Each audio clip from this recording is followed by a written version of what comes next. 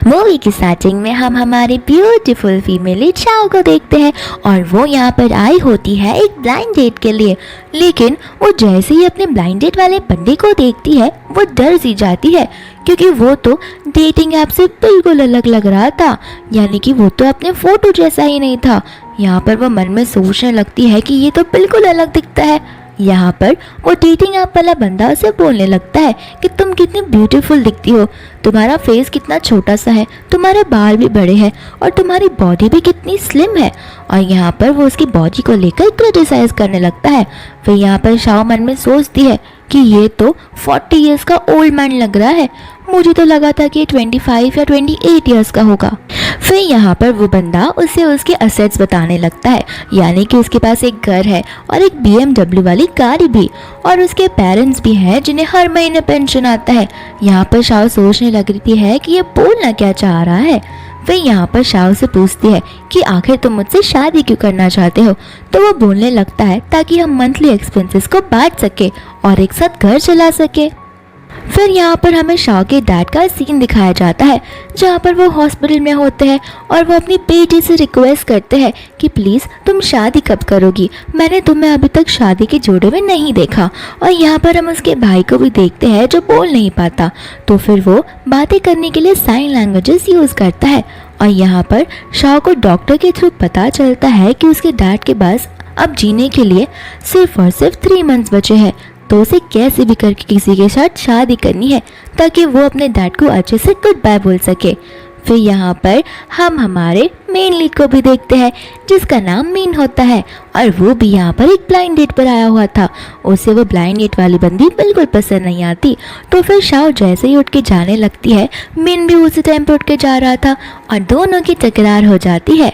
और यहाँ पर शाओ का एक रेड बुक गिरता है, तो फिर मीन उसे वो उठाकर दे देता है। यहाँ पर वो लड़की मिन को बोलने लगती है कि मेरे पास 3 घर है, तुम मुझसे शादी कर लोगे तो तुम्हारे लिए ही बहुत अच्छा होगा। यहाँ पर शाओ उस लड़के को बोलती है कि देखो तुम्हारे बाजू में जो लड़की खड़ी है तुम उससे शादी कर सकते हो, वो तुम्हारे लिए परफेक्ट है। और यहाँ पर मिन को हंसी आ जाती है, तो फिर मिन शाओ को लेकर अपने साथ चला जाता है। फिर वो अपना इंट्रोडक्शन उसे देना शुरू कर देता है। फिर यहाँ पर वो लोग बातें करने लगते हैं, तो अपने आप को एक दो लोग इंट्रोड्यूस करवा देते हैं। यहाँ पर मिन उससे पूछता है कि आखिर तुम इतना जल्दी शादी करने की काय में क्यों हो। तो फिर शाओ से बताने लगती है कि मेरे डैड ठीक नहीं है और उनके पास बस 3 मंथ्स जीने के लिए बचे हैं और वो मुझे शादी करता हुआ देखना चाहते हैं, तो मुझे उनके लिए बस इतना सा करना है। फिर यहाँ पर से वो चली जाती है। तो वो जाती है तो फिर मिन अपनी कार पांडू से लेकर आता है और उसे बोलने लगता है कि तुम्हें टैक्सी इतनी जल्दी नहीं मिलेगी, तो फिर क्यों ना मैं तुम्हें राइड दे दूँ। फिर यहाँ पर शाओ मिन के साथ जाने लगती है और यहाँ पर मीन शाओ को सीट बेल्ट लगाता है, तो उन दोनों के बीच में बहुत रोमांटिक सीन बन जाता है क्योंकि उन दोनों के फेस बहुत करीब होते हैं। इतने में ही शाओ को हॉस्पिटल से कॉल आता है और वो डर के मारे मिन को बोलने लगती है कि प्लीज़ मेरे फियांसे बनने की बस एक्टिंग ही कर लो। और यहाँ पर शाओ आ जाती है, जहाँ पर उसके डैड उसे बोलने लगता है कि मुझे घर वापस जाना है, तुम लोग मेरे ट्रीटमेंट के ऊपर पैसे बर्बाद कर रहे हो, इससे अच्छा वो सारे पैसे हम सेव कर सकते हैं। यहाँ पर शाओ उसे समझाने लगती है, इतने में ही मिन आ जाता है। फिर शाओ मीन को अपना बॉयफ्रेंड की तरह इंट्रोड्यूस करवाती है और कहने लगती है कि डैड हम बहुत जल्द शादी करने वाले हैं, तो आप उसमें होस्टिंग तो ज़रूर करोगे ना। फिर यहाँ पर नर्स आ जाती है जो उन्हें बिल पे करने के लिए बोलती है, तो फिर मिन उनका बिल लेकर चला जाता है और वो उनका सारा बिल पे कर देता है। यहाँ पर हम देखते हैं कि मिन को उसके फ्रेंड ने उसकी एक्स गर्लफ्रेंड का वीडियो भेजा होता है और उसकी एक्स गर्लफ्रेंड होती है उसके भाई के साथ में। यहाँ पर उसका फ्रेंड उसे कॉल पर बोलता है कि देखो वो कितने अच्छे से खुश है और घूम रही है। यहाँ पर मिन बोलता है कि कोई बात नहीं, वो उसकी लाइफ है और अभी के अभी उसके साथ जितने कोलैबोरेशंस है वो ख़त्म कर दो। यहाँ पर शाओ मिन को थैंक यू बोलती है बिल पे करने के लिए और कहने लगती है कि अपना नंबर दे दो तो फिर मैं तुम्हें पे बैक कर दूंगी। यहाँ पर जैसे ही नंबर एक्सचेंज करते हैं मिन उसे कुछ पैसे भेजता है और यहाँ पर मिन नंबर एक्सचेंज करने के बाद ही उसे शादी के लिए पूछ लेता है और कहता है कि हम आज ही के आज शादी करना चाहता हूँ। फिर यहाँ पर वो लोग मैरिज रजिस्ट्रेशन के यहाँ पर चले जाते हैं और अपना मैरिज सर्टिफिकेट भी बना लेते हैं। फिर यहाँ पर रात के टाइम सभी लोग डिनर कर रहे होते हैं साथ में, जहाँ पर मिन शाओ को बोलता है कि अब से तुम मुझे हस्बैंड बुलाना। और यहाँ पर ये चीज़ सुनकर तो शाओ पूरी शाही हो जाती है। फिर सुबह के टाइम पे शाओ जब हॉस्पिटल में होती है तो फिर वहाँ पर एक लड़का जी नाम का आता है जो उसे बोलता है कि मुझे माफ़ कर देना, मैं बहुत टाइम बाद आया हूँ। और यहाँ पर हमें पता चलता है कि जब वो लोग स्कूल टाइम में थे तो फिर जी उसे पसंद किया करता था और उसने उसे प्रपोज भी किया था। फिर हम प्रेजेंट वाला सीन देखते हैं जहाँ पर शाओ उससे बोलती है कि तुम्हें और मुझे ब्रेकअप किए हुए बहुत टाइम हो गया है और अब तो तुम्हारी शादी भी हो गई है। इतने में ही उसकी वाइफ यहाँ पर आ जाती है और चिल्लाने लगती है कि तुम मुझे बिना बताए अपनी एक्स गर्लफ्रेंड से मिलने कैसे आ सकते हो। और यहाँ पर उसका भाई उन्हें देख लेता है तो उसका भाई उसके एक्स बॉयफ्रेंड को उससे दूर करता है और यहाँ पर उसकी वाइफ उसके भाई के गूंगेपन का मजाक उड़ाने लगती है और चिल्लाने लगती है। तो फिर यहाँ पर जी उसे खींच कर वहीं से ले चलता है। यहाँ पर उसकी वाइफ बोलती है कि तुम्हें तुम्हारी एक्स गर्लफ्रेंड को देखने की क्या जरूरत है।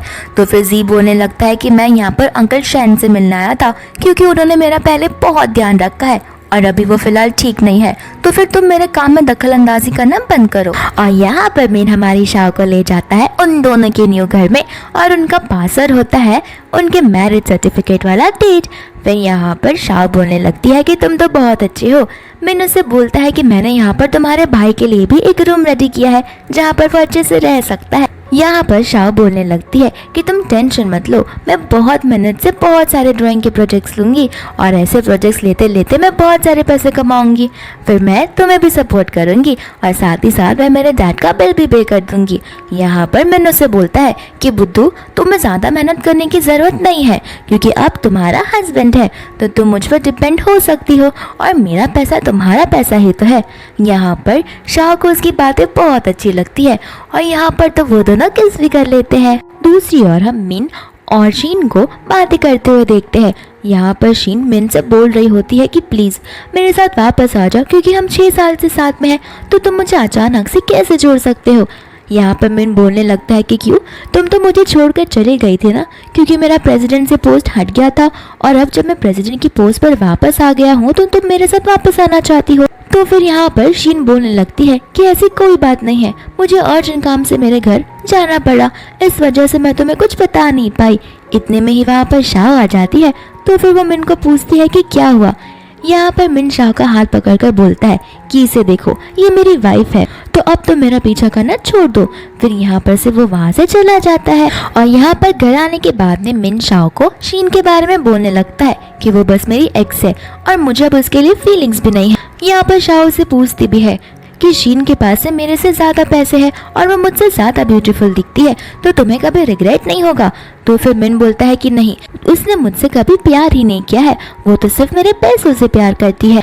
यहाँ पर मिन उससे बोलता है कि एक बार मेरे फादर इन लॉ ठीक हो जाए तो फिर मैं तुम्हें मेरे घर चलूंगा मेरी मम्मा से मिलवाने।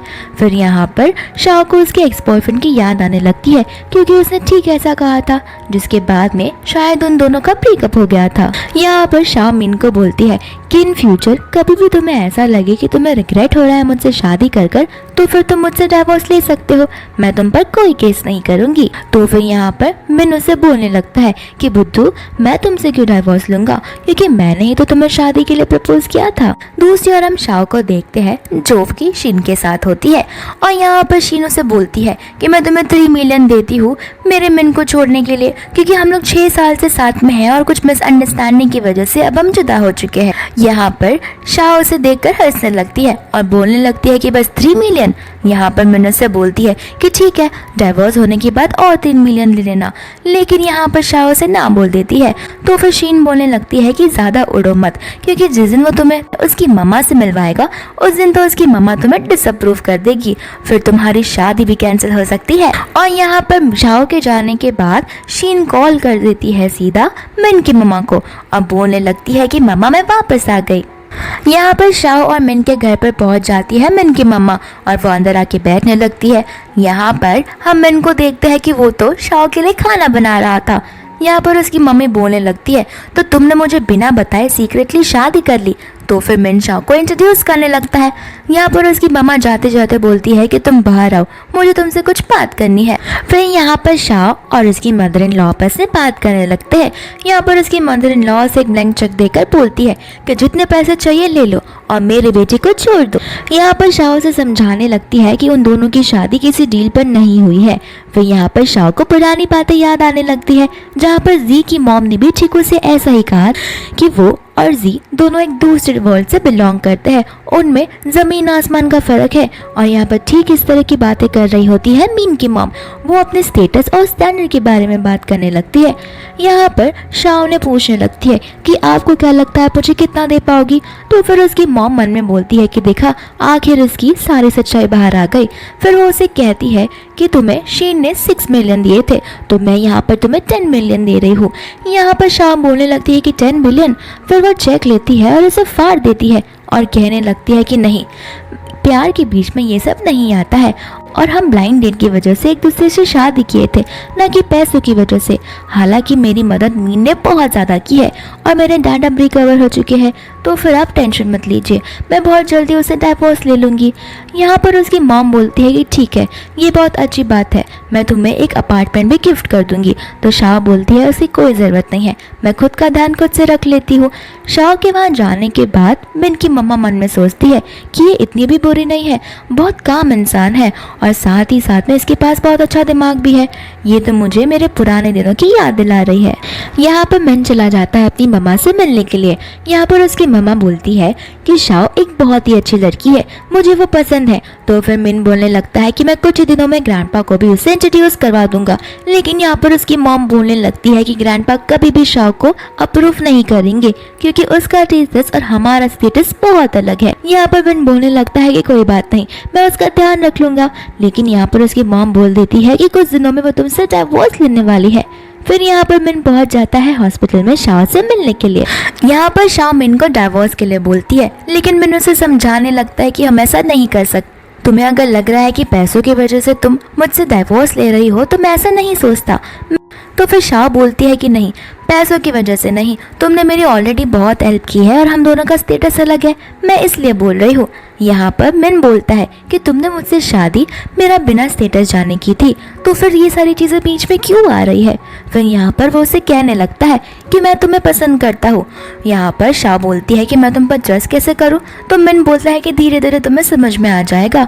इतने में उसके डैड की आवाज़ आती है, जहाँ पर उनकी हार्ट बीट बहुत फास्ट हो गई थी। फिर बाद में यहाँ पर मीन उसके लिए स्पेशल डॉक्टर ऑर्गेनाइज करता है और स्पेशल डॉक्टर उसका ही बेस्ट फ्रेंड होता है और यहाँ पर वो उसे ट्रीट कर देता है, तो उसके डैड की नींद भी खुल जाती है।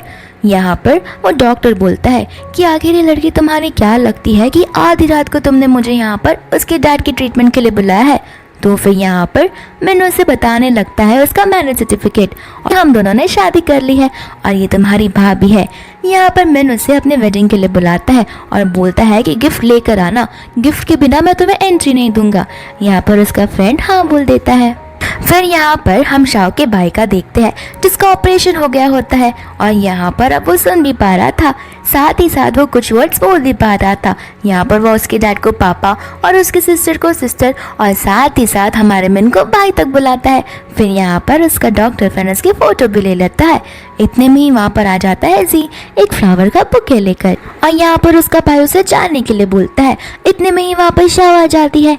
यहाँ पर जी उसे अपना कार्ड देकर कहता है कि अगर तुम्हें पैसों की ज़रूरत हो तो तुम इसे यूज़ कर सकती हो। इतने में ही वहाँ पर मिन आ जाता है और शाओ से पूछता है कि ये कौन है।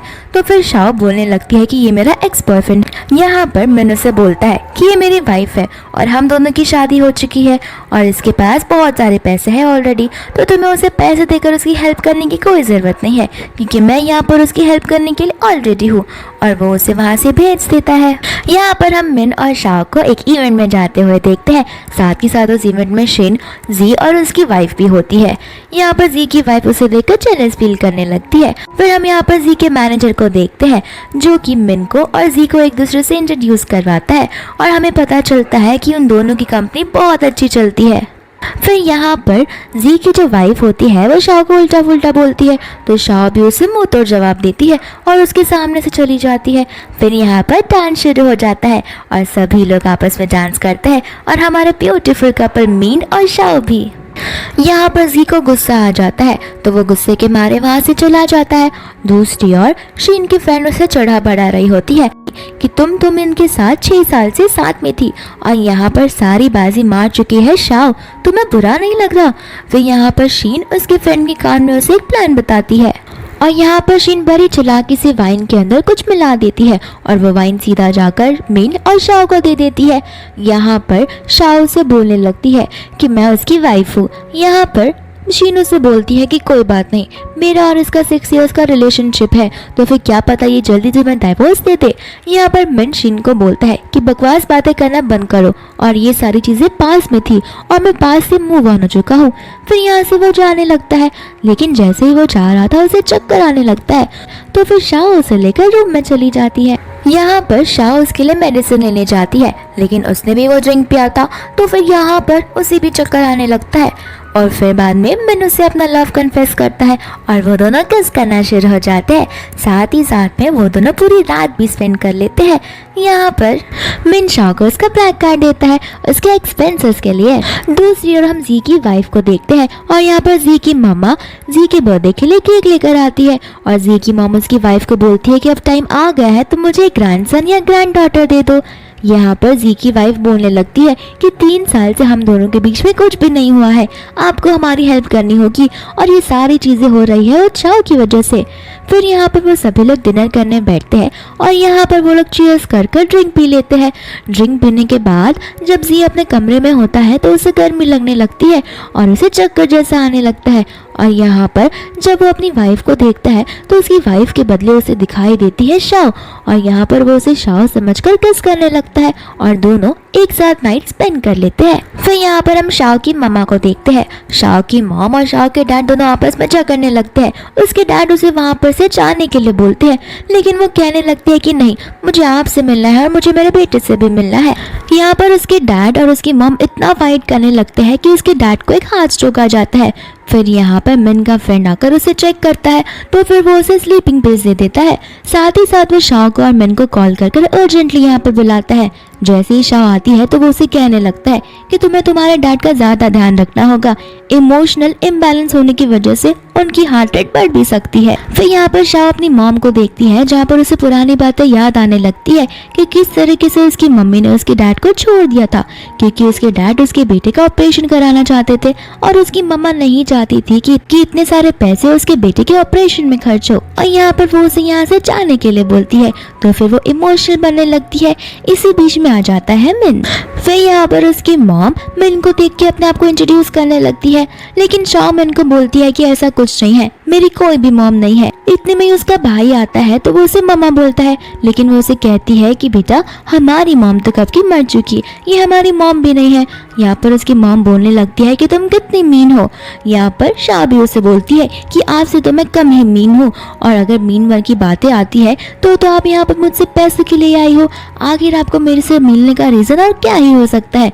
फिर यहाँ पर उसकी मॉम गुस्सा होकर वहाँ से चली जाती है और यहाँ पर शाओ उसके फ्रेंड को से माफी मांगती है इस इनकन्वीनियंस के लिए। और यहाँ पर शाओ मिन को सारी सच्चाई बताती है कि मेरे ये लोग रियल मॉम डैड नहीं है।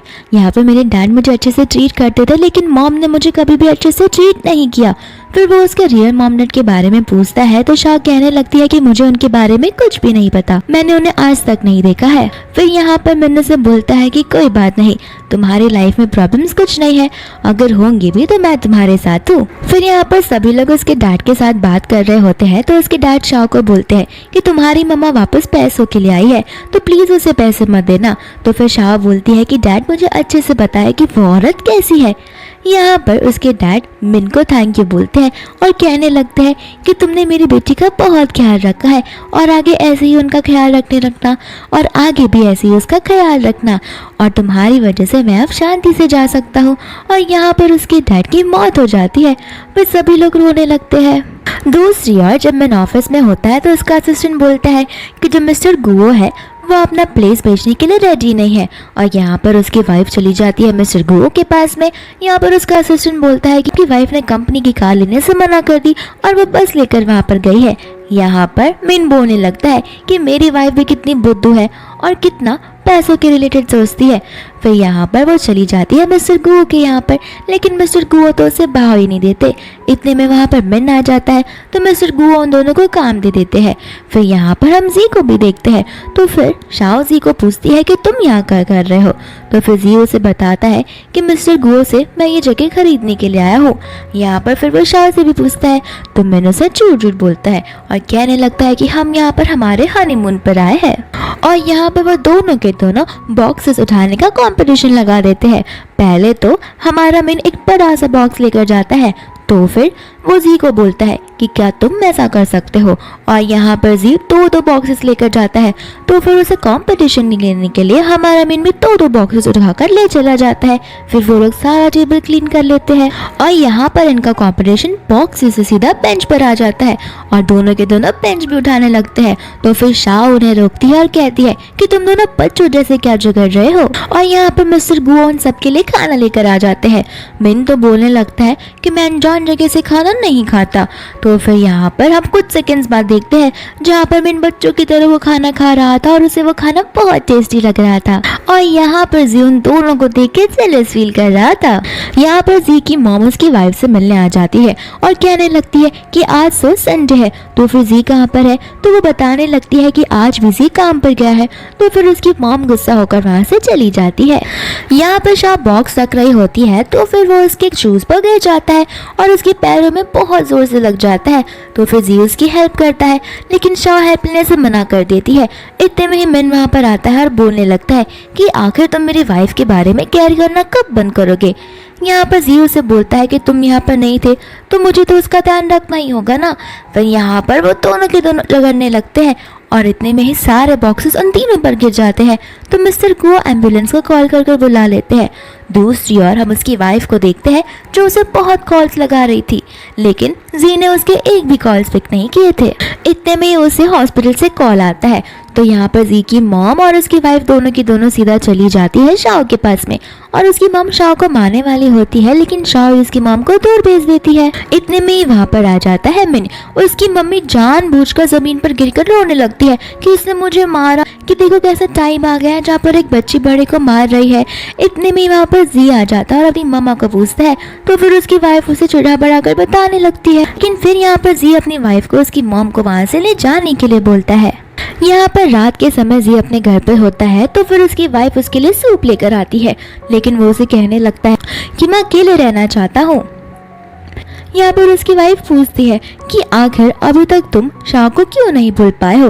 तो फिर जी बोलने लगता है कि मैंने शादी के पहले ही तुम्हें सब कुछ बता दिया था कि मैं अभी भी उससे प्यार करता हूँ और तुम्हारे साथ शादी तो सिर्फ एक कोलैबोरेशन के तौर पर की गई थी। यहाँ पर उन दोनों में झगड़ा होने लगता है और उसकी वाइफ तो रोने भी लगती है। फिर उसकी वाइफ चली जाती है उसकी मदर इन लॉ के पास और उसे सारी कंप्लेन करने लगती है। फिर यहाँ पर वो और उसकी मदर इन लॉ उसकी मौत के बारे में प्लान करने लगते हैं, यानी कि वो लोग शाह को नुकसान पहुंचाने वाले होते हैं। और यहाँ पर जी की वाइफ नर्स बनकर चली जाती है सीधा शाह के कमरे में और उसकी जो ग्लूकोज की बोतल होती है वो उसके अंदर एक एंटी ड्रग्स डाल देती है, जिस वजह से शाह को ब्रीदिंग करने में भी प्रॉब्लम हो रही थी। और यहाँ पर वो बेड से नीचे उतरकर हेल्प के लिए पुकार रही थी। इतने में ही वहाँ पर मिन आ जाता है और शाह बेहोश हो जाती है। फिर यहाँ पर डॉक्टर मिन को बोलते हैं कि कोई बात नहीं, अब वो खतरे से खाली है। न जाने कैसे उसके ग्लूकोज की बोतल में किसी ने एंटी ड्रग्स मिला दिया था। और यहाँ पर ये सारी बातें जाकर उसकी वाइफ उसकी मॉम को बता देती है।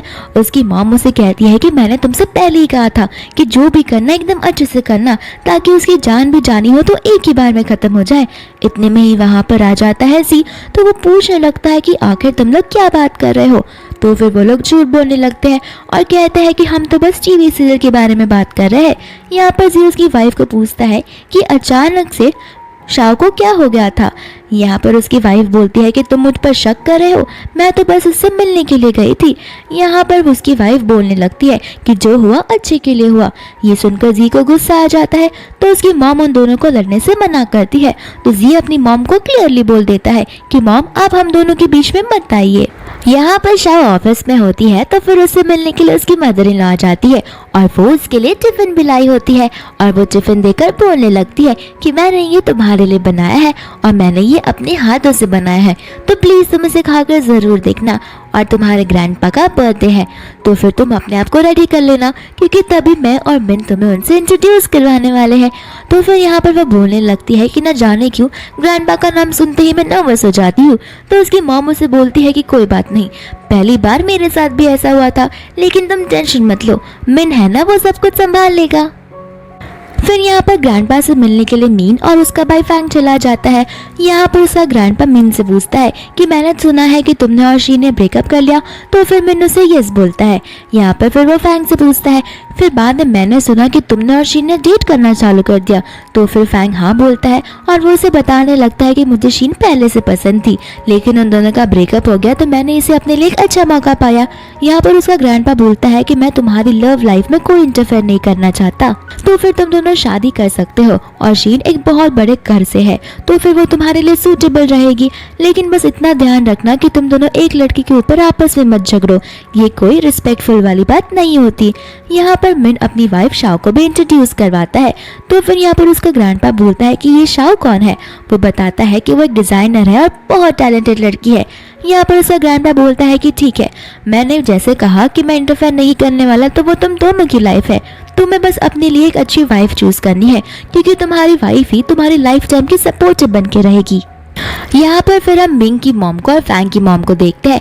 यहाँ पे फैंग की मॉम अपने ज्वेलरी के बारे में बहुत ज़्यादा दिखावा कर रही होती है और बोलती है कि बेटा शीन, तुम कितनी अच्छी हो, तुम मेरे लिए ये लेकर आ गई। दूसरी ओर वो यहाँ पर मीन की मॉम को भी बताने लगती है, तो मीन की मॉम भी कुछ कम नहीं, वो बोलने लगती है कि अच्छा, तो तुमने उसे ज्वेलरी दी है, ये ज्वेलरी तो मेरी बेटी ने ही डिज़ाइन किया है, क्यों शाओ। फिर यहाँ पर वो शाओ की तारीफ करने लगती है। इतने में वहाँ पर ग्रैंडपा आ जाते हैं। फिर यहाँ पर सभी लोग ड्रिंक्स का चीयर करने लगते हैं और फिर बाद में बातें करने लगते हैं। यहाँ पर उसकी सिस्टर भी होती है जो उसे जेड का पेंडेंट देती है, और वो एक कॉम्पिटिशन के बारे में बात करती है जिसमें उसे पार्टिसिपेट किया है, और ये कॉम्पिटिशन का जो स्पॉन्सर है वो इसकी ग्रैंडपा ही है। यहाँ पर शीन भी बोलती है कि मैंने भी उसने पार्टिसिपेट किया है, साथ ही साथ शाओ भी बोलने लगती है कि मैंने भी पार्टिसिपेट किया है। तो उससे ग्रैंडपा बोलते हैं कि देखते हैं इस बार कौन जीतता है, और भले ही हमने स्पॉन्सर किया हो, इसका मतलब ये नहीं कि हम हमारे घर के जीतने देंगे, ये पूरा कॉम्पिटिशन फेयर रहेगा। इसके बाद में फैंग की मॉम बोलने लगती है कि अब हम सब साथ में हैं, तो मुझे आपको गुड न्यूज़ देना है, शीन प्रेग्नेंट है, और मैं चाहती हूँ कि आप एक डेट पिक करें जहाँ पर शीन और फैंग शादी कर पाए। साथ ही साथ में मिन की मामा भी बोलती है कि हाँ, इन्होंने भी, यानी कि मिन ने और शाओ ने भी अपना मैरिज सर्टिफिकेट ले लिया है, तो फिर मैं चाहती हूँ कि आप एक डेट फिक्स करो जहाँ पर ये दोनों शादी कर पाए। यहाँ पर शीन उठकर बोलती है कि शाओ, तुम्हारे डैड तो अभी अभी मरे हैं और तुम्हें इतनी जल्दी है शादी करने की। शाओ बोलती है कि कोई बात नहीं, मेरे डैड की आखिरी विश थी जो मैं पूरी कर रही हूँ। और यहाँ पर उसे ग्रैंडपा बोलते हैं कि जगह ना बंद करो, मैं तुम दोनों की शादी साथ में करवा दूंगा। दूसरी ओर शाओ और उसकी मदर इन लॉ आ जाते हैं शॉपिंग के लिए, जहाँ पर उसकी मदर इन लॉ उसे एक बैग गिफ्ट करना चाहती है।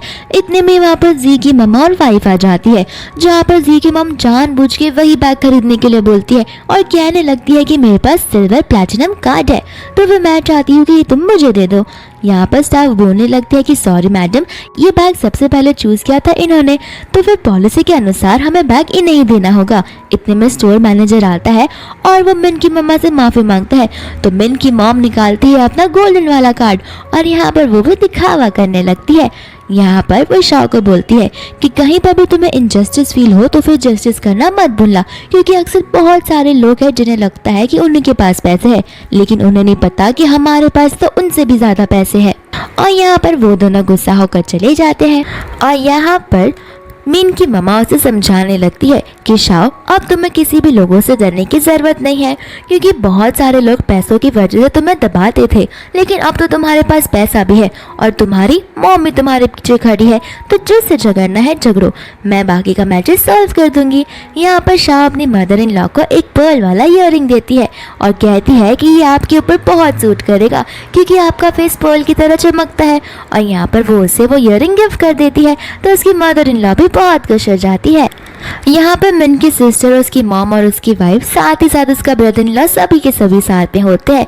यहाँ पर शाओ का भाई शाओ की ड्राइंग्स लेकर आ जाता है, यानी कि ज्वेलरी वाली ड्राइंग्स, और यहाँ पर ये सारी चीज़ें उसकी बहन देख रही होती है। और शाओ की ड्राइंग्स इतनी ज़्यादा अच्छी होती है कि उसकी बहन का कॉन्फिडेंस लूज हो जाता है उस कॉम्पिटिशन के लिए। और वो सोचने लगती है कि अगर मैं इससे हार गई तो मेरी नाक कट जाएगी। फिर यहाँ पर हम दूसरे सीन में पूरी की पूरी फैमिली को देखते हैं, जहाँ पर ग्रैंडपा उन तीनों को कॉन्ग्रेचुलेट कर रहे होते हैं क्योंकि फर्स्ट राउंड में वो तीनों के तीनों पास हो गए थे। और यहाँ पर वो तीनों उसे थैंक यू भी बोलते हैं। साथ ही साथ उसे ग्रैंडपा बोलते हैं कि तुम तीनों की मेहनत की वजह से मैं तुम तीनों को एक अवार्ड देना चाहता हूँ कि मैं तुम्हें एक बड़े से जेड बनाने कंपनी यानी कि ज्वेलरी कंपनी में जॉब अपॉइंट करूँगा और वो मेरा फ्रेंड ही है, तो टेंशन मत लो, तुम सबको बहुत सीखने मिलेगा। हम यहाँ पर शाओ को, शीन को और मीन की सिस्टर को देखते हैं। यहाँ पर वो लोग एक क्लाइंट को लेकर आए होते हैं, जहाँ पर उन तीनों को क्लाइंट को अच्छे से ट्रीट करना था। फिर यहाँ पर शीन और मीन की सिस्टर दोनों के दोनों उस क्लाइंट के पीछे पड़ जाती है और उसे चीज़ें बताने लगती है। यहाँ पर शीन उसे बोलती है कि आप इसे ट्राई करके देखिए, लेकिन वो वाला जो ब्रेसलेट था वो उसके हाथों में जा भी नहीं रहा था। शीन उसे बोलती है कि कोई बात नहीं, मैं आपको VIP सेक्शन में लेके जाती हूँ, यहाँ पर इससे भी अच्छी अच्छी चीज़ें होंगी। फिर वो लोग VIP सेक्शन में जाते हैं तो फिर शीन उसे एक ब्रेसलेट बताती है, लेकिन यहाँ पर शाओ तो उसे दूर से देखकर ही समझ जाती है कि वो ब्रेसलेट में क्रैक है, यानी कि वो ब्रेसलेट टूटा हुआ है। तो शीन बोलने लगती है कि बकवास बातें करना बंद करो, तुम्हें क्या ही पता होगा। फिर यहाँ पर शाओ सभी को प्रूफ बताने लगती है। यहाँ पर फिर बाद में वहाँ का मैनेजर सॉरी बोलकर दूसरे ब्रेसलेट बताता है, तो फिर उसे पसंद आ जाता है। तो मैनेजर उसका प्राइस 37 मिलियन बताता है। तो फिर शीन उसे बोलने लगी, हम आपको 20 मिलियन देंगे। तो मैनेजर बोलता है कि मैं 35 से नीचे कुछ नहीं लूंगा, लेकिन यहाँ पर हमारी शाओ बोलती है कि 8 मिलियन, उससे कम नहीं। तो फिर मैनेजर उसे ना बोल देता है, लेकिन जैसे ही वो लोग वहाँ से जाने लगते हैं, मैनेजर उन्हें वापस बुला लेता है और कहने लगता है कि सॉरी, मुझे नहीं पता था कि आपको इसकी रियल कीमत पता होगी। तो फिर मैं लास्ट फाइनल प्राइस 9 मिलियन में करता हूँ और यहाँ पर उसे वो ब्रेसलेट 9 मिलियन में मिल जाता है। साथ ही साथ में शाओ उसे एक पेंडेंट देती है और बोलती है कि ये आपके ब्रेसलेट के साथ सूट होगा। यहाँ पर दोनों बोलते हैं कि ये तो बहुत मामूली सा है, लेकिन शाओ से बोलने लगती है कि आपको मास्टर जी का वक्त मामूली सा लगता है। यहाँ पर शीन बोलती है कि ये मास्टर जी का हो ही नहीं सकता। फिर शाओ से उसका सिग्नेचर बताती है और यहाँ पर वो क्लाइंट बहुत खुश हो जाती है और कहने लगती है कि शाओ, तुम्हारी वजह से आज मेरी शॉपिंग बहुत अच्छी क्वालिटी और क्वांटिटी में भी हुई है। फिर यहाँ पर ग्रैंडपा, मीन और फैंग तीनों के तीनों सभी लोग एक ऑनलाइन मीटिंग पे होते हैं, जहाँ पे फैंग उससे बोल रहा होता है कि मीन का जो कॉन्सेप्ट है ग्रीन वाली लैंड को लेकर, वो मुझे नहीं लगता कि ज़्यादा टाइम तक टिक पाएगा। और यहाँ पर इन दोनों में उसी चीज़ को लेकर बहस होने लगता है। फिर यहाँ पर मीन अपना स्टैटिस्टिक्स यूज़ करने लगता है और अपने ग्रैंडपा को अच्छे से एग्जाम्पल के साथ और फ्यूचर प्रॉफिट के साथ बताने लगता है। तो उसे ग्रैंडपा मीन की बातों में आ जाते हैं और उसे हाँ बोल देते हैं। फिर यहाँ पर फैंग साइड में जेलस फील करने लगता है। यहाँ पर फिर फैंग चला जाता है शीन से कंप्लेन करने के लिए कि ग्रैंडपा ने वो पूरा प्रोजेक्ट मिन को दे दिया। यहाँ पर शीन भी गुस्सा हो जाती है, लेकिन वो बोलती है कि तुम टेंशन मत लो, मैं मेरे डैड से बात करूंगी और कोशिश करूंगी कि वो उसमें और पैसा लगा पाए ताकि मिन का नाम वहाँ से हट जाए और तुम्हारा नाम आ जाए। फिर हम यहाँ पर फैंग, शीन, उसकी बहन मीन को और उसकी वाइफ शाओ को देखते हैं और यहाँ पर वो सभी लोग उस क्लाइंट को उसके ऑफिस को बता रहे होते हैं कि यहाँ पर हमारे सारे काम होते हैं, यहाँ पर डिज़ाइंस बनते हैं और यहाँ पर पैकेजिंग होता है। यहाँ पर जो क्लाइंट होती है वो शाओ पे बहुत ज़्यादा फोकस रखती है और उससे कहती है कि मैं तुम्हारे साथ ही डील पक्की करूँगी। और ये चीज़ सुनकर शीन और फैंग जेलस फील करने लगते हैं और यहाँ पर वो क्लाइंट फाइनली डील क्लोज कर लेती है मीन के साथ में। और यहाँ पर मीन सीधा चला जाता है अपनी वाइफ शाओ के पास में और वो उसे आई लव यू कहने लगता है। यहाँ पर ये चीज़ देखकर शीन को बहुत गुस्सा आ रहा होता है। तो फैंग उसे पूछता है कि क्या तुम जेलस फील कर रही हो। तो शीन उसे झूठ झूठ कहकर ना बोलने लगती है। यहाँ पर हम ग्रैंडपा, फैंग की मॉम, शीन और सबको देखते हैं जो आपस में बात कर रहे होते हैं। उसके ग्रैंडपा उसे पूछने लगता है कि तो तुम्हारी शादी की तैयारियाँ कैसी चल रही है। तो उसकी मॉम उसे सब कुछ बताने लगती है और यहाँ पर साथ ही साथ शीनो ने बोलती है कि मैं 5 वीक से प्रेग्नेंट हूँ और आपको मेरे बेटे के लिए नाम भी सोचना है। यहाँ पर उससे ग्रैंडपा बहुत खुश हो जाते हैं। फिर यहाँ पर उससे ग्रैंडपा गेस्ट की लिस्ट भी देते हैं और कहते हैं कि ध्यान रखना, शादी में गलती से कोई भी मिस्टेक नहीं होनी चाहिए। फिर यहाँ पर जी की वाइफ उसे आके कहने लगती है कि मुझे प्रमोशन मिल गया, तो फिर हम तीनों के तीनों डिनर के लिए जा रहे हैं। तो फिर जी उसे हाँ कह देता है, लेकिन उसका मुंह कुछ एक्साइटमेंट में नहीं होता। दूसरी ओर शाओ और मिन की सिस्टर बात कर रही होती है इतने में ही जी वहाँ पर आता है और शाओ से उसके पैर की इंजरी के बारे में पूछता है। तो शाओ कहती है कि वो भी बिल्कुल तरीके से ठीक है। यहाँ पर जी की वाइफ आ जाती है और बोलने लगती है कि जब देखो तब ये हमेशा इतना बोले बनने की नाटक क्यों करती रहती है और मेरे हस्बैंड को सड्यूस करती रहती है। तो फिर यहाँ पर वो आगे आके बोलने लगती है कि जी न जाने क्यों मैं बहुत नर्वस फील कर रही हूँ और मुझे चक्कर सा भी आ रहा है। उसे लग रहा होता है कि जी उसका साइड लेगा, लेकिन जी तो उसे मुंह पर बोल देता है कि अगर तुम्हें बीमार लग रहा है तो फिर यहाँ पर क्यों आई, घर चली जाओ। और यहाँ पर फिर चली जाती है उसकी सिस्टर अंदर, जहाँ पर उसे भी प्रमोशन मिल जाता है। और अब बारी आती है शीन की और शाओ की। यहाँ पर शीन अपना डिज़ाइन बताने लगती है तो शाओ उसे देखकर शॉक हो जाती है क्योंकि वो डिज़ाइन डिट्टो शाओ के डिज़ाइन के जैसा होता है जो शाओ ने एक बार डिज़ाइन किया था। यहाँ पर वो जजेस को बोलने लगती है कि मैं एक कॉपीराइट इशू करना चाहती हूँ क्योंकि ये मेरा डिज़ाइन है। यहाँ पर शीन बोलती है कि ऐसा हो ही नहीं सकता। फिर यहाँ पर फैंग भी आ जाता है और शाओ से कहता है कि प्लीज़ तुम मेरी बहन जैसी हो, ऐसा झूठ झूठ बोलना बंद कर दो। लेकिन यहाँ पर मिन की सिस्टर बोलती है कि ये झूठ नहीं बल्कि सच ही बोल रही है। कुछ दिनों पहले मैं शाओ के घर पर गई थी तो मैंने उसकी स्केचिंग बुक में ये सेम ड्राइंग देखी थी। यहाँ पर फिर बाद में शीन सोचने लगती है कि मैंने तो इसे कॉपी तो किया है लेकिन ये शाओ का कैसे हो सकता है। और यहाँ पर शाओ अपना डिज़ाइन लेकर ऊपर आ जाती है जहाँ पर जजेस बोलने लगते हैं कि हम लोग एक फेयर इन्वेस्टिगेशन करेंगे और हमें जहाँ पर पता चलेगा कि जिसने कॉपी किया है उसे इस कंपटीशन से डिस्क्वालीफाई कर दिया जाएगा। यहाँ पर फिर बाद में मिन के सिस्टर और शाओ बैठकर सोचने लगते हैं कि आखिर शीन ने डिट्टो टू डिट्टो ये चीज़ कैसे कॉपी कर ली है।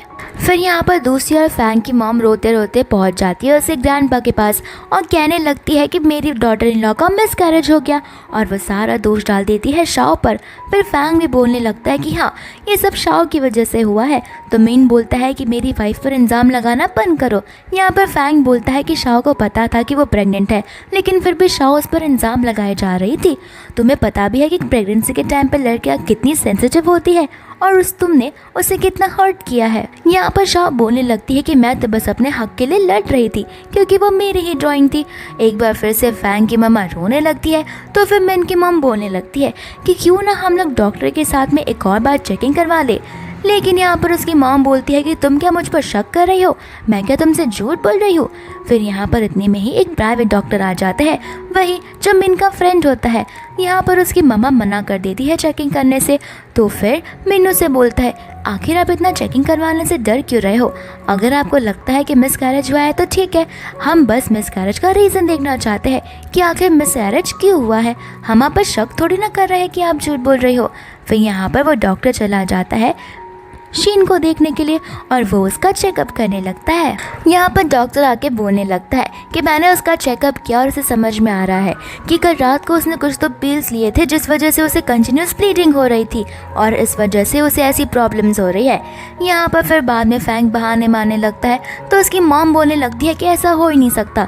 तो डॉक्टर बोलता है कि क्या पता वो कभी प्रेग्नेंट ही ना हो, हम उसका टिश्यूज़ टेस्ट करवाने के लिए भेज सकते हैं, उससे हमें पता चल जाएगा कि वो कभी प्रेग्नेंट थी भी या फिर नहीं। यहाँ पर उसकी मॉम फिर चिल्लाने लगती है और बोलने लगती है कि ये मैं कैसे शक वाली फैमिली में जी रही हूँ। यहाँ पर फैंग बोलता है कि अब बच्चा तो चला गया है तो हमें उसे परेशान नहीं करना चाहिए। यहाँ पर ग्रैंडपा बोलने लगते हैं कि फैंग और मीन मेरे साथ अभी के अभी टेरेस पे चलो और यहाँ पे वो उन दोनों को एक पेंट वाले ब्रश से लिखने के लिए कहते हैं और बोलते हैं कि मैं देखना चाहता हूँ कि तुम दोनों कैसा लिखते हो। लेकिन यहाँ पर तो मीन उन्हें एविडेंस बनाने लगता है कि किस तरीके से शीन ने जानबूझकर शाओ के सारे डिज़ाइन कॉपी किए हैं और उसने वो डिज़ाइन खरीदा है, ऑनलाइन परचेज किया है किसी फेक एजेंट से जिसने कुछ दिनों पहले शाओ का फ़ोन हैक कर लिया था। फिर यहाँ पर उसके डैड को यानी कि ग्रैंडपा को बहुत गुस्सा आने लगता है तो फिर उसका ग्रैंडपा फैंग को बोलता है कि शीन को जाकर बोल दो कि वो कंपटीशन से विथड्रॉ कर ले। यहाँ पर शीन फैंग से पूछती है कि आखिर ग्रैंडपा ने आपको ऐसा क्या बोला। यहाँ पर फैंग उसे बोलने लगता है कि तुम्हारी वजह से हमें इस कंपटीशन से निकाल दिया गया और तुम्हें पता है मुझे कितनी बेइज्जती सहनी पड़ी। यहाँ पर शीन बोलने लगती है कि मैं तो बस अपना बेस्ट देने का ट्राई कर रही थी। यहाँ पर फैंग इतना गुस्सा होता है कि वो उसका गला पकड़ लेता है और बोलने लगता है कि मैं तुमसे उम्मीद भी क्या कर सकता हूँ। अगर मुझे पता चला कि तुमने सच में तुम्हारे प्रेग्नेंट नहीं थी तो तुम याद रखना मैं तुम्हारा क्या करूँगा। और यहाँ पर वो गुस्सा होकर चला जाता है। यहाँ पर मिन की मॉम और सिस्टर शाह के साथ बातें कर रहे होते हैं, जहाँ पर उसकी मॉम बोलने लगती है कि अभी ग्रैंडपा को कभी भी शीन पर कभी भी भरोसा नहीं होगा, क्योंकि उनकी नज़रों में एक बार कोई नीचे गिर गया तो वो लाइफ टाइम वैसा ही रहता है। यहाँ पर शाह को कुछ ठीक नहीं लग रहा था, तो फिर वो हॉस्पिटल चली जाती है, जहाँ पर उसका वो डॉक्टर वाला फ्रेंड होता है। और यहाँ पर वो उससे आके बोलने लगता है कि तुम्हारे लिए एक गुड न्यूज़ है। नहीं नहीं, एक गुड न्यूज़ नहीं बल्कि 2 गुड न्यूज़ है। और वो बोलने लगता है कि तुम्हारी वाइफ प्रेग्नेंट है ट्विंस के साथ में। और यहाँ पर मिन बहुत ज़्यादा खुश हो जाता है, और यहाँ पर उसकी मदर इन लॉ भी पहुँच जाती है, और वो लोग उसे भर भर के खाना खिलाने लगते हैं ताकि उनके आने वाले बच्चे एकदम हेल्दी और क्यूट हो। यहाँ पर फिर वो लोग हॉस्पिटल के कॉरिडोर में राउंड मारते हैं, तो फिर मिन उससे बोलता है कि ज़्यादा प्रेशर लेने की ज़रूरत नहीं है, अगर कंपटीशन तुम्हें नहीं करना तो फिर तुम ना बोल सकती हो। लेकिन शाह बोलती है कि मैं कंपटीशन नहीं छोड़ूंगी, लेकिन मीन उसे बोलता है कि ठीक है, वो तुम्हारी मर्जी है, लेकिन तुम्हें अपनी ऑफिस से ऑफ तो लेना पड़ेगा। तो फिर शाह बोलती है कि हाँ, वो तो मैं ज़रूर लूँगी, फिर रोज़ रात को मैं तुम्हारा ऑफिस से घर आने का वेट करती रहूँगी। यहाँ पर मिन उससे फोरहेड पर किस करता है, लेकिन शाह तो पूरी शाय हो जाती है और उसे ज़ोर से नहीं बल्कि धीरे से मारकर बोलती है कि ऐसा तुम मत करो, सब देख लेंगे। और यहाँ पर वो कंपटीशन आ ही जाता है, जहाँ पर जी की वाइफ भी होती है। वो लोग कंपटीशन में अपना ड्राइंग बना रहे होते हैं, तो फिर जी की वाइफ उसे देखकर सोचने लगती है कि आखिर दुनिया के सारे लड़के शाह तुम्हें क्यों पसंद करते हैं, और वो जेलस फील कर रही थी। फिर यहाँ पर उनका स्केच बनाकर हो जाता है, और यहाँ पर हम दूसरी ओर देखते हैं कि यहाँ पर मिन और जी आपस में बात कर रहे थे। यहाँ पर वो लोग तो बहुत ही ज़्यादा एक दूसरे से बच्चों की तरह लड़ रहे थे। यहाँ पर जी उसे बोलता है कि मैं तो बस उसका फ्रेंड हूँ, तो मिन कह देता है कि वो तुम्हारी एक्स है, और एक्स के साथ में नॉर्मल फ्रेंड होना नॉर्मल बात नहीं होती। यहाँ पर उनका स्केच ख़त्म हो जाता है, तो फिर वो लोग वापस आ जाते हैं। यहाँ पर मिन एक अच्छे हस्बैंड की तरह शाह को पूछता है कि तुम्हें डिजीनेस फील हो रहा है, तो शाह बोलने लगती है नहीं, और एक एक करके वो उसे सवाल पूछने लगता है। इतने में ही मिन की सिस्टर वहाँ पर आ जाती है और बोलती है कि तुम तो कितना करंट जाग कर रहे हो, अब तो ऐसी हरकतें करना बंद कर दो। यहाँ पर शाह और सभी लोग कॉरिडोर में होते हैं, जहाँ पर शाह उन सबको जाने के लिए बोलती है, लेकिन शाह जैसे ही चलने लगती है वो अचानक से गिर जाती है और उसका पैर ट्विस्ट हो जाता है। यहाँ पर मिन डर जाता है कि कहीं उसका मिसकैरेज ना हो जाए, लेकिन उसका डॉक्टर फ्रेंड बोलने लगता है कि टेंशन लेने की कोई बात नहीं, तुम्हारी वाइफ बहुत ज़्यादा स्ट्रांग है। इतने में ही वहाँ पर शाह की मदर इन लॉ आ जाती है, जो मिन से कहती है कि ये सारी चीज़ें अचानक से क्यों हो रही है, तुम्हें चेक करना होगा कि ये सच में जानबूझकर तो नहीं किया गया। दूसरी ओर मिन चला जाता है घर पे, जो सभी मेड्स और एम्प्लॉय यानी स्टाफ से पूछने लगता है कि आखिर क्लीनिंग का प्रोसेस का जॉब कौन कर रहा है। और यहाँ पर वो सभी को वार्निंग देता है, लेकिन अच्छे से समझाता है कि मेरी वाइफ प्रेग्नेंट है, तो सबको प्रिकॉशंस लेने ही पड़ेंगे। दूसरी ओर हम शिन को और जी की वाइफ को देखते हैं। यहाँ पर शिन इतनी चालाक होती है कि वो जी की वाइफ को बोलने लगती है कि देखो बहन, मेरी एनिमी तो शाओ है, और जहाँ तक मुझे पता है तुम्हारी एनिमी भी शाओ है, तो फिर क्यों ना हम दोनों मिलकर उस पर वार करें एक बारी, तो हम दोनों उस पर भारी पड़ने लगेंगे, और अगर हमने ऐसा किया तो फिर हम दोनों को हमें जो चाहिए वो मिल जाएगा। और यहाँ पर वो दोनों प्लानिंग करने लगते हैं। यहाँ पर ग्रैंडपा मिन से मिलते हैं, जहाँ पर वो बोलते हैं कि गू की कंपनी तुम्हारे साथ कोलैबोरेशन क्यों नहीं कर रही। और यहाँ पर गू की कंपनी का ओनर और कोई नहीं बल्कि हमारा जी ही होता है। फिर यहाँ पर मिन और जी मिलते हैं, जहाँ पर जी उसे एक वीडियो बताता है, तो फिर वो वीडियो देखकर मिन बहुत शॉक हो जाता है और बोलता है कि ये सब तुम्हें कैसे पता। तो फिर जी बोलता है, इसके लिए मैं तुम पर ट्रस्ट नहीं करता, और उस दिन हॉस्पिटल में नर्स बनकर मेरी वाइफ गई थी, जिस वजह से तुम्हारी बीवी को ये सब हुआ था, और इस दिन घर पर जो कुछ भी हुआ था वो सब कुछ चीन की वजह से हुआ था। ये सारी चीज़ें मैं पता कर सकता हूँ, तो तुम क्यों नहीं, इसलिए मुझे डर लग रहा है कि तुम उसका ध्यान रख पाओगे या फिर नहीं। यहाँ पर मिन उससे अपने आप से माफ़ी मांगता है। यहाँ पर शिजी भी बोलने लगता है कि मैं चाहता हूँ कि वो हमेशा अपनी लाइफ में खुश रहे। मैं उसे पहले वापस चाहता था, लेकिन अब मुझे लगता है कि वो तुम्हारे साथ बहुत ज़्यादा खुश है, इसके लिए मैं तुम दोनों के बीच में नहीं आना चाहता। लेकिन जो कुछ भी चल रहा है उसके हिसाब से मुझे लग रहा है कि मुझे चीज़ें देखनी पड़ेंगी। यहाँ पर मिन उसका धन्यवाद कहता है और बोलने लगता है कि तुम्हें अब टेंशन लेने की ज़रूरत नहीं है, मैं सच में आपसे बहुत अच्छे से प्रिकॉशंस लूँगा। साथ ही साथ वो उसे अपने वेडिंग पर भी इनवाइट करता है, तो फिर जी हंसने लगता है। और यहाँ पर हम वेडिंग वाला सीन देखते हैं, जहाँ पर हमारी शाह ने बहुत प्रिटी सा पिंक का गाउन पहना होता है। यहाँ पर मिन आकर उसे रिंग के साथ प्रपोज कर देता है और शाह उसे हाँ भी बोल देती है। फिर वो दोनों गले लगने लगते हैं और इसी के साथ ये मूवी यहीं पर खत्म हो जाती है।